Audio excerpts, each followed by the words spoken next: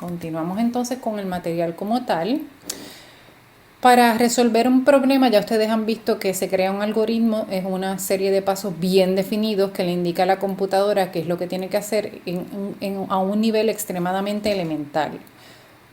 Por lo tanto, nunca asuman que la computadora ya sabe ciertas cosas porque, por ejemplo, si ustedes hacen referencia a una operación matemática y no han indicado de dónde sale ese operador, van a ver en algún momento en la eventualidad cómo se incluye eso, pero hago referencia a eso para que entiendan que, hay que programar sabiendo que la computadora necesita instrucciones extremadamente definidas. Para ustedes resolver el problema, ustedes tienen que entender el problema y analizar cuáles son los requerimientos. En el problema del emparedado de queso y jamón que vieron anteriormente, en el módulo anterior, vieron que el requerimiento está contenido dentro de la ilustración que se muestra. Ven que el pan es tostado, etcétera, etcétera. Hay que definir exactamente qué es lo que se quiere que el programa ejecute para poder entonces escribir un programa adecuado.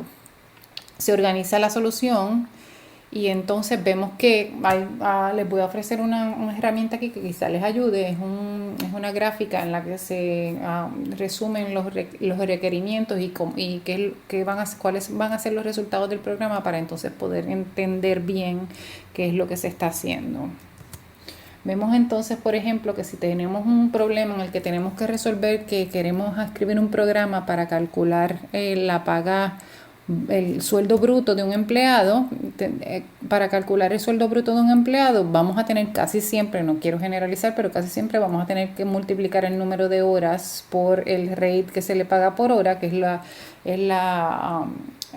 ecuación que ven aquí. Y entonces decimos cuál es la data que nos dan, cuáles son los resultados requeridos, cuál es el procesamiento requerido y cuáles son las alternativas a la solución.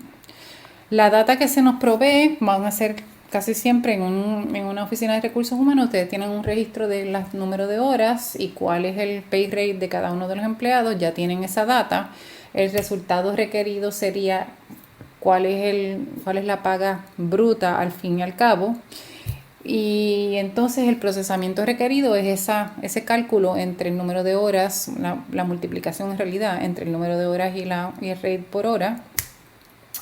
¿Cuáles serían las soluciones alternas? Podría ser que en lugar de querer el sueldo bruto queremos el sueldo neto porque le queremos hacer todos esos descuentos, pero en realidad en este punto lo que se requiere es el sueldo bruto, por lo tanto nos limitamos a ese cálculo. Si se fijan, la instrucción no aparece como normalmente nosotros veríamos dentro de la matemática tradicional, en la que vemos que el símbolo de es igual aparece a la derecha de la ecuación, sino que el símbolo de asignación, que es como se le llama el símbolo de es igual en programación, asigna el cálculo que se realiza a la derecha del símbolo a la variable que aparece en la izquierda. En este caso la variable sería gross pay.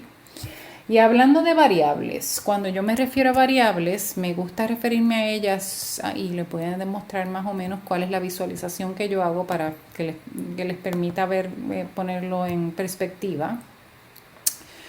Cuando yo visualizo la computadora, la visualizo como quien dice, como un panal de abejas que tiene muchos espacios. Vamos a decir que esta tabla es un panal de abejas y está como ustedes ven, vacío, ¿verdad? Esa memoria de la computadora tiene esos espacios divididos en los que hay la potencialidad de ubicar cierta información, cierta data.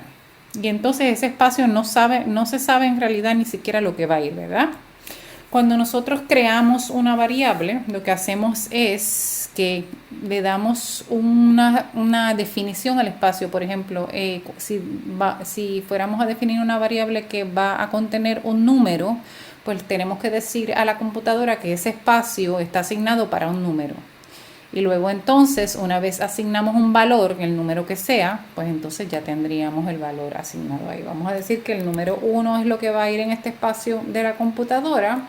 Tendríamos que esa variable tendría que ser definida de manera que se entienda que lo que va a ir es un número. Vamos a ver un poco más sobre eso eventualmente, pero quería referirles este ejemplo o esta visualización para que empiecen a entender cómo trabaja la memoria, cómo asignamos variables, cómo asignamos espacios en memoria para que se pueda guardar valores dentro de ese espacio. Continuamos entonces con lo que nos ocupa esta semana o en este módulo, que es la anatomía de un programa en C++. Y tenemos que el programa simple que se presenta, como les dije, es el de Hello World. Y vemos aquí un sinnúmero de instrucciones o statements que se hacen para que se pueda ejecutar dicho programa. En este punto no vamos a hacer la ejecución, solamente nos vamos a ocupar de aprender estos elementos. El primer elemento es el comentario. Como pueden ver aquí, el compilador ignora todo lo que existe después de ese double slash, esos dos slash que ven a la izquierda, hasta el final de esa línea.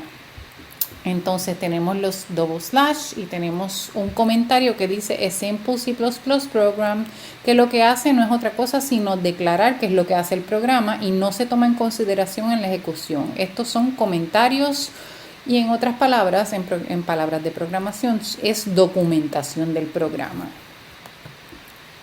Luego entonces tenemos un header file o una directiva de preprocesamiento. Siempre está precedida por el símbolo de libra, como pueden ver, el símbolo de número, como le quieran llamar. Incluye los contenidos, en este caso, de un archivo que se llama IOStream, que permite que el programa haga output y lea input. En este caso solamente vamos a hacer un output, no vamos a hacer nada muy complicado porque queremos ver la simpleza de este programa. Y esta es la directiva de preprocesamiento, siempre precedida por el símbolo de libra o número. Y van a ver que esta directiva específica la van a utilizar casi siempre, a menos de que sea un programa que sea un recluso y no tiene output ni input y solamente lo que quiere es hacer una ejecución que ustedes no vean ni se vea en ningún sitio, pues no de la única manera, pero casi siempre, por no decir siempre, van a tener que incluir esta directiva de preprocesamiento que incluye el archivo de IOStream. Luego entonces tenemos una declaración que permite que el programa acceda a entidades con nombres using namespace std, y observen el punto y coma, la puntuación que se utiliza para cerrar los statements. En este caso es fundamental. Muchas veces se incurre en un error de código en el que no se incluye esa puntuación. Acuérdense de que el punto y coma cierra esas declaraciones. Sin embargo, la directiva de preprocesamiento no tiene punto y coma, ni el comentario tampoco. Si tuviera un punto y coma el comentario, no se va a leer, así que de todas maneras no es necesario. Luego entonces tienen la función main. La función main, como van a ver, siempre la van a utilizar porque es donde comienza la ejecución del programa. Todos los programas están constituidos en C++ por funciones y la función main es la que contiene todas las otras funciones. Eventualmente ustedes van a empezar a programar funciones específicas para hacer tareas específicas, funciones específicas, valga la redundancia. Pero la función main es la función principal donde todo se ejecuta. Y ahí es que comienza la ejecución del programa. Este va a ser el formato que va a tener. Vamos a darlo por sentado de que así se va a ejecutar, así se va a escribir la función main. Luego tenemos el brace de la izquierda o el corchete de la izquierda, que recoge todas las instrucciones que se van a ejecutar dentro de esa función main.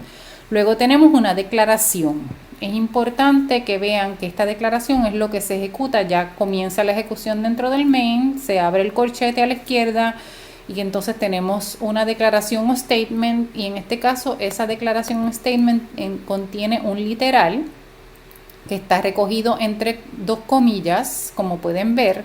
Eso, dado que tienes un cout, dado a que la instrucción incluye un cout, ese cout lo que hace es que le dice a la computadora que va a imprimir ese literal recogido entre comillas en el monitor, en el display.